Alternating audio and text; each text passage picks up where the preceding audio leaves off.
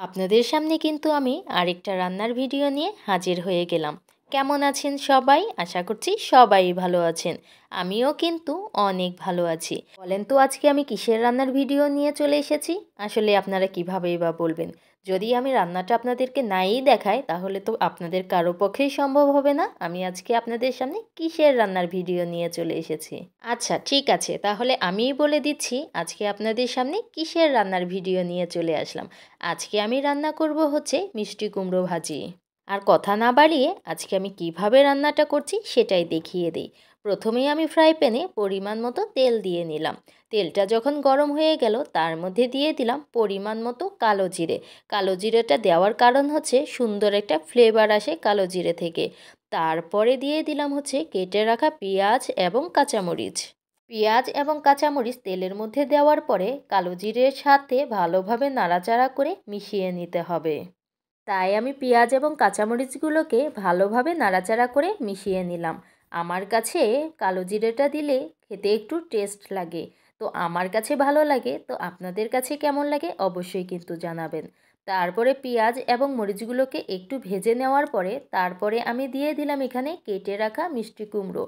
আমি মিষ্টি কুমড়োগুলোকে আগেই কিন্তু ছোট ছোট টুকরো করে কেটে রেখেছিলাম, কারণ কাটার ভিডিওটা দেখাতে গেলে ভিডিওটা আর অনেক বড় হয়ে যাবে, যার কারণে আমি ওগুলো আগেই কেটে তারপরে রেখে দিয়েছিলাম।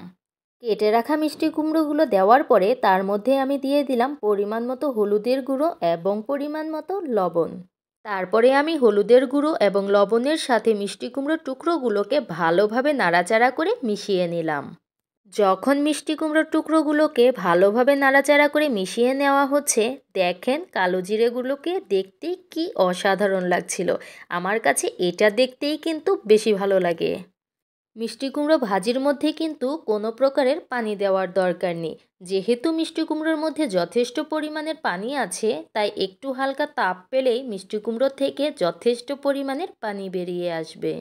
যেটুকু পানি বেরিয়ে আসবে সেটুকু পানি মিষ্টি কুমড়ো সেদ্ধ হওয়ার জন্যই যথেষ্ট, কারণ মিষ্টি কুমড়ো কিন্তু অল্প তাপেই সেদ্ধ হয়ে যায়, তাই এখানে কোনো প্রকারেরই পানি দেওয়ার প্রয়োজন পড়ে না।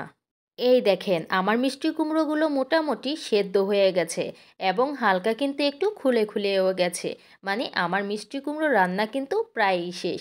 তারপরে আমি মিষ্টি কুমড়োর মধ্যে দিয়ে দিলাম হচ্ছে কেটে রাখা ধনিয়া পাতা। মিষ্টি কুমড়ো ভাজির মধ্যে ধনিয়া পাতা দিলে টেস্ট যেন আরও দ্বিগুণ বেড়ে যায়।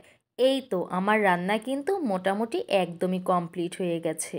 তো আমার মতো এভাবে মিষ্টি কুমড়ো ভাজি কে কে রান্না করে খান অবশ্যই কিন্তু জানাবেন। সবাই ভালো থাকবেন, সুস্থ থাকবেন।